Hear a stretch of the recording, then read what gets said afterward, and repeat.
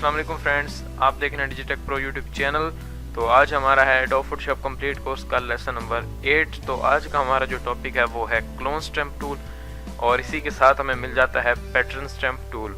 तो आज हम इन टूल्स के बारे में बात करेंगे और मैं आपको बताऊंगा कि ये किस काम के लिए यूज़ होते हैं। तो चलें शुरू कर लेते हैं। सबसे पहले मैं फ़ोटोशॉप को ओपन कर लेता हूँ और यहाँ पे ये हमें क्लोन स्टैम्प टूल मिल जाता है। यहाँ पे एक स्टैम्प की आपको आइकन दिख रहा होगा, ये है हमारा क्लोन स्टैम्प टूल। तो इसका मैं सेलेक्ट कर लेता हूँ। सबसे पहले ये क्या काम करता है, ये भी किसी भी ऑब्जेक्ट को हम रिमूव करना चाहें तो हम इसका यूज़ कभी कभी कर लेते हैं, या फिर हम किसी भी जगह को कॉपी करके किसी और जगह पे पेस्ट करना चाहें तो उसके लिए हम इसको यूज़ कर लेते हैं। तो मैं इसको सेलेक्ट कर लेता हूँ। इसमें भी आपको, जैसे मैंने आपको हीलिंग ब्रश टूल के बारे में बताया था कि हमें एरिया सेलेक्ट करना पड़ता था, यानी उसको सोर्स पॉइंट बताना होता है कि यहाँ से कॉपी करना, फिर जहाँ पे हम क्लिक करते थे वहाँ पे वो उसी एरिया को पेस्ट कर देता था।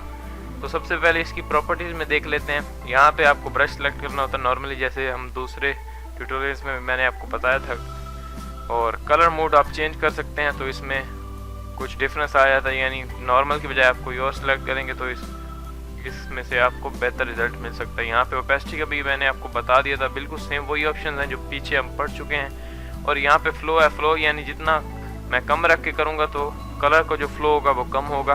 तो बाय डिफ़ॉल्ट ये 100 होता है, मैं इसको 100 रखता हूँ। और उसके बाद हम देख लेते हैं यहाँ पे अब हमें वो कह रहा है कि मैंने तो पहले से ही एरिया डिफाइन किया हुआ, आप यहाँ पे देख सकते हैं। तो आप जैसे ही पहली बार इस पर क्लिक करेंगे यहाँ पे किसी भी जगह पे, तो आपको एरर देगा कि आप पहले सोर्स पॉइंट जो है वो उसको डिफ़ाइन करें। तो डिफ़ाइन किस तरह से करना है, आपने ऑल्ट प्रेस करना है अपने कीबोर्ड से, और आप देख सकते हैं यहाँ पे कर्सर चेंज हो गया। तो यहाँ पे मैं फॉर एग्जांपल ग्रास के ऊपर क्लिक कर देता हूँ, तो इसने यहाँ से ये एरिया पिक कर लिया। अब मैं जहाँ पे भी क्लिक करूँगा तो ये वही एरिया को पेस्ट कर देगा यहाँ पे। मैं जैसे फुटबॉल के ऊपर इस तरह से क्लिक करता हूँ इस तरह से, तो उसने वही जो ग्रास था वो उसके ऊपर पेस्ट कर दिया है। मैं यहाँ से फिर से एरिया डिफाइन करता हूँ और यहाँ पे फेर देता हूँ, तो ये उसने वही वाला एरिया पेस्ट कर दिया। तो फुटबॉल जो है वो गायब हो गई। तो इस तरह से आप कुछ भी कर सकते हैं, यानी ये ज़रूरी नहीं है कि मैं आपको ये बता रहा हूँ तो आपने यही करना है। यानी ये फेस के ऊपर जो मैंने फेस फिनिशिंग का आपको बताया था, ये स्पॉट हीलिंग ब्रश टूल में, तो जैसे स्पॉट हीलिंग ब्रश टूल से हमने स्पॉट्स को रिमूव किया था, तो ये ज़रूरी नहीं है कि आप उसी से करें, आप इससे भी कर सकते हैं। जो पुराने वर्जन है उनमें स्पॉट हीलिंग ब्रश टूल नहीं है बल्कि क्लोन स्टैम्प टूल था, तो उसमें पहले हम ऐसे ही करते थे। इस तरह से जो फेस की जो क्लीन जगह होती है जहाँ पे कोई स्पॉट नहीं होता, तो वहाँ से हम किसी क्लोन स्टैम्प टूल से कॉपी करते थे और पेस्ट कर देते थे जहाँ पे कोई स्पॉट होता था। तो मैं अब दोबारा से F12 प्रेस कर देता हूँ ताकि ये जो ओरिजिनल हालत में आ जाए फ़ोटो।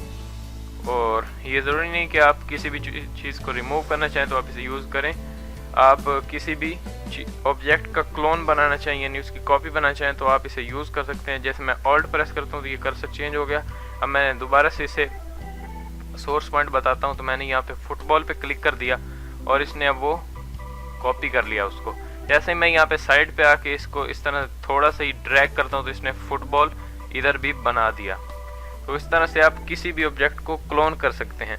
तो इसी तरह से मैंने और भी बहुत सारी फ़ोटोज़ यहाँ पे ओपन करके रखी हुई हैं। जैसे ये उसने मेरा जो पहले मैंने फुटबॉल वाला जो सोर्स पॉइंट उसको बताया, इसने वही किया हुआ है। तो मैं यहाँ से दोबारा से सोर्स पॉइंट ले लेता हूँ। जैसे मैंने ये बोट को ले लिया, कश्ती, मैं इसको छोटा कर लेता हूँ और यहाँ पे मैं जैसे ही पेस्ट करता हूँ तो इसने वही इधर भी बना दिया। तो इस तरह से, या आप इसको रिमूव करना चाहें, जैसे मैं यहाँ से पानी का एक सोर्स पॉइंट ले लेता हूँ और उसको मैं यहाँ पे फेरना शुरू कर देता हूँ, तो ये इस तरह से मिट गया।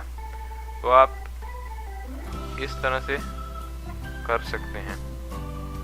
अगर आप किसी भी ऑब्जेक्ट को रिमूव करना चाहें, आपकी इमेज में से कुछ एक्स्ट्रा जो चीज़ें हैं वो अनवांटेड हैं, आपको नहीं चाहिए, तो आप उनको इससे रिमूव कर सकते हैं। अब मैंने कुछ और भी इमेजेस ओपन किए हुए हैं, जैसे ये है, इसको आप यहाँ से अब कोई सोर्स पॉइंट उठाएं, इसके ऊपर लगा दें तो ये हट जाएगी।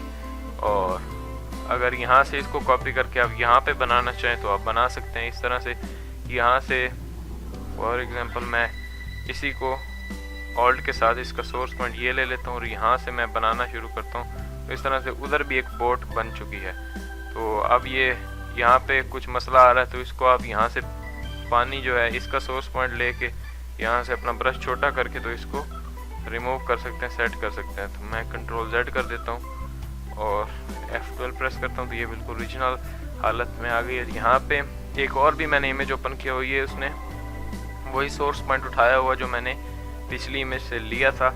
अब जैसे ही मैं यहाँ पे कुछ बर्ड्स हैं जो उड़ रहे हैं, मैं यहाँ से ये जो स्काई है इसमें से सोर्स पॉइंट लेता हूँ। जैसे मैं ऑल्ट दबा के यहाँ पे क्लिक कर दूँ, उसने ले लिया और यहाँ पे इसके ऊपर मैं क्लिक कर देता हूँ, ये उसने मिटा दिया। तो जो इससे मिलता जुलता कलर है उसी से मैं सोर्स पॉइंट इसका लूँगा, मैं यहाँ से ले लेता हूँ और उसके बाद मैं करता हूँ तो इसने मिटा दिया। या अगर आप मैं कंट्रोल Z कर देता हूँ, यहाँ से मैं इस बर्ड को लेता हूँ और यहाँ पे आके मैं पेस्ट कर देता हूँ। ये यहाँ पे नहीं, मैं इसको सोर्स पॉइंट लेता हूँ और जहाँ पे ये मैच हो रहा है, यहाँ से ये मैच हो रहा है, यहाँ पे मैं इसको पेस्ट कर देता हूँ। उसने एक बर्ड यहाँ पे बना दी, क्योंकि यहाँ से कलर्स में डिफरेंट है, यहाँ पे थोड़ा डार्क है, यहाँ पे लाइट है, तो इसलिए उनमें फ़र्क आ जाता है। यहाँ से मैं लेता हूँ, जहाँ पे मुझे सेम लगेगा मैं वहाँ पे इसको पेस्ट कर दूँगा। यहाँ पे मुझे सही लग रहा है, मैं यहाँ पे पेस्ट कर देता हूँ। इस तरह से आप इसकी मदद से फेस को भी एडजस्ट कर सकते हैं, यानी फेस फिनिशिंग और भी ये इसको आप यूज़ में ले सकते हैं। मैं यहाँ से लेता हूँ, ये सोर्स पॉइंट मैंने डिफाइन कर यहाँ से अलाइन को हटा दिया। अब मैं जहाँ भी क्लिक करूँगा वो बर्ड ही बनाएगा, यानी उसको मैंने बता दिया कि मैंने बस यही एरिया कॉपी करना है। तो इस तरह से आप इसका यूज़ कर सकते हैं। उसके बाद हमारे पास आ जाता है ये पैटर्न स्टैम्प टूल। तो पैटर्न स्टैम्प टूल क्या काम करता है, ये पैटर्न्स बना के देता है, यानी इसको हम कुछ इमेजेस के बैकग्राउंड के लिए यूज़ कर सकते हैं, पैटर्न्स हम बना सकते हैं। मैं यहाँ से एक न्यू फाइल ले लेता हूँ, कंट्रोल N। आप यहाँ से नहीं लेना चाहते तो यहाँ से फाइल में जाएं, यहाँ पे न्यू पे क्लिक करें और यहाँ से मैं एक फाइल ले लेता हूँ, न्यू डॉक्यूमेंट। और यहाँ पे मैं जैसे ही पैटर्न स्टैम्प टूल लेके मैं यहाँ पे क्लिक करता हूँ तो ये इसने कुछ पैटर्न्स बना दिए। इसी तरह इसमें भी आपको वही तमाम जो मेन्यू बार के नीचे आपको प्रॉपर्टी बार दिखती है उसमें मोड्स वगैरह मिल जाते हैं, यहाँ से ब्रश मिल जाता है और ओपेसिटी वगैरह, फ्लो अगर इसका कम कर देंगे तो ये इस तरह से लाइट आपका पैटर्न आएगा। और ये आ क्यों रहा है, ये इस तरह से क्यों आ रहा है, यानी हम अगर इसको कस्टमाइज़ करना चाहें, अपनी मर्ज़ी का पैटर्न सेलेक्ट करना चाहें तो कैसे कर सकते हैं। ऊपर ही प्रॉपर्टी बार में आपको यहाँ पे एक छोटा सा एरो दिख रहा होगा, इस पे आपने क्लिक करना है और आपके पास ये ड्रॉप डाउन एक मेन्यू आ जाएंगे। इसके अंदर बहुत सारे पैटर्न्स जो बाय डिफ़ॉल्ट हैं, आप इनको डाउनलोड भी कर सकते हैं और फोटोशॉप में इंस्टॉल कर सकते हैं। जिस तरह पिछली क्लास में मैंने आपको बताया था कि ब्रशेस को किस तरह से हमने इंस्टॉल करना है, तो आप इसको भी पैटर्न्स भी डाउनलोड कर सकते हैं और उनका यूज़ कर सकते हैं, यानी बैकग्राउंड बनाने के लिए यूज़ होते हैं। तो पैटर्न स्टैम्प का बस यही कुछ है, यानी आप इमेज का बैकग्राउंड लगाना चाह रहे हैं तो आप इन पैटर्न्स का यूज़ कर सकते हैं। ये खुद बैकग्राउंड बनाने के लिए बहुत हेल्प करते हैं, तो इसका बस यही यूज़ होता है। और क्लोन स्टैम्प टूल का मैंने आपको बता दिया, यानी किसी भी जगह को आप क्लोन करना चाहते हैं किसी भी जगह से, या जो आपके अनवांटेड पार्ट्स होते हैं आपकी इमेज में से उसको आप हटाना चाह रहे हैं तो आप ये क्लोन स्टैम्प टूल का यूज़ कर सकते हैं।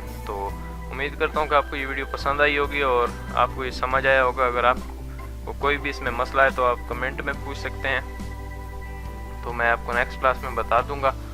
तो आई होप कि आपको ये वीडियो पसंद आई होगी। अगर आपको ये वीडियो पसंद आई है तो प्लीज़ लाइक कीजिएगा, और अगर अभी तक आपने इस चैनल को सब्सक्राइब नहीं किया तो जल्दी से इसको सब्सक्राइब कर लें, ताकि मैं जो भी नई वीडियो अपलोड करूं तो आपको नोटिफिकेशन मिल जाए। तो मिलते हैं नेक्स्ट वीडियो में। Thanks for watching, good bye.